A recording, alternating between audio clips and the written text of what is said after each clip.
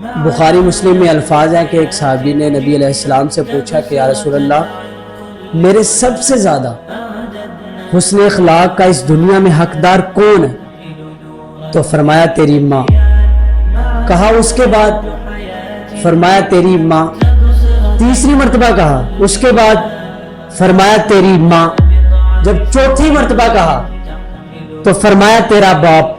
والدہ کا معاملہ والد کے معاملے سے بہت بڑا ہے، کیونکہ ماں کا خون چوس کر وہ بچہ پل رہا ہے۔ قرآن حکیم میں جہاں بھی اللہ تعالیٰ نے والدین کے حقوق بیان کیے ہیں، اللہ تعالیٰ نے ماں کو اسپیسیفکلی مینشن کیا ہے کہ اس نے پریگننسی کے دوران بچے کو پیٹ میں اٹھا کر تکلیف پہ تکلیف اٹھائی، اس لیے وہ حق رکھتی ہے تمہارے اوپر تمہاری ماں۔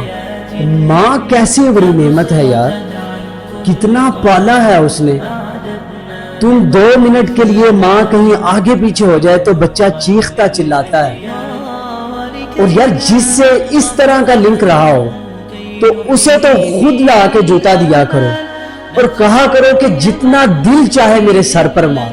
آج کل جو والدین کے ساتھ ہو رہا ہے، اپنی بیوی کو دیکھا کرو یار، اپنی بیوی کو دیکھا کرو یار، وہ کیسے پالتی ہے، صبح صبح اٹھتی ہے، ناشتہ بناتی ہے، کس طرح اپنے کپڑے پریس کر رہی ہوتی ہے بچوں کے، اور کس طرح وہ پیار سے اسکول کی وین میں بٹھا رہی ہوتی ہے بچوں کو، اور کتنی فکر مند ہوتی ہے کہ میرے بچے نے پتہ نہیں دوپہر میں کھانا کھایا بھی ہے کہ نہیں کھایا۔